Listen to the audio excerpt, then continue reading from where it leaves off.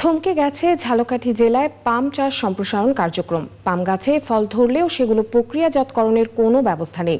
কৃষকের অভিযোগ, কৃষি বিভাগ তাদেরকে উৎসাহ দিয়ে এখন পেছন থেকে সরে গেছে। ঝালকাঠি প্রতিনিধি মানিক রায়ের পাঠানো তথ্য ও ছবি নিয়ে রয়েছে ডেস্ক রিপোর্ট। একটি বাড়ির বসতভিটায় 4টি পাম গাছ থাকলে 6 সদস্যের একটি পরিবারের বছরের ভোজ্য তেলের চাহিদা পূরণ করা সম্ভব বলে জানিয়েছিল কৃষি বিভাগ।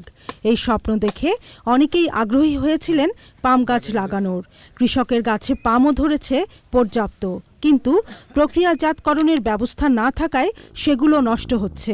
বাণিজ্যিক ভিত্তিতে যদি আমরা চিন্তা করি, দেখা যায় যে একটি গাছ থেকে বছরে প্রায় 5,000 টাকা আয় করা সম্ভব।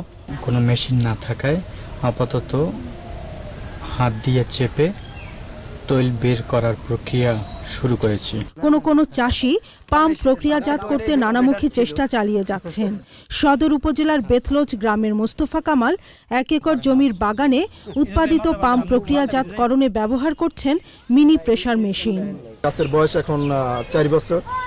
আমার আরো 2 বছর আগে হইতে ফল ধরছে, প্রত্যেকটা গাছেই আমার ফল আসছে, কিন্তু এই ফল দিয়া এখন পর্যন্ত তৈল বের করার জন্য কোনো পদ্ধতি আমারও জানা নাই, এবং কোনো সরকার বা কোনো ইঞ্জিনিয়ার বা কোনো মিল মালিকরাও কোনো পরামর্শ আমাকে এখন পর্যন্ত দেয় নাই।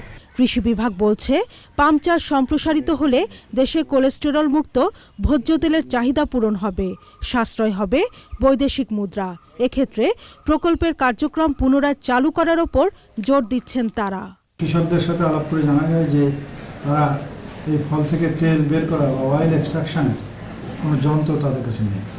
National desk, channel I.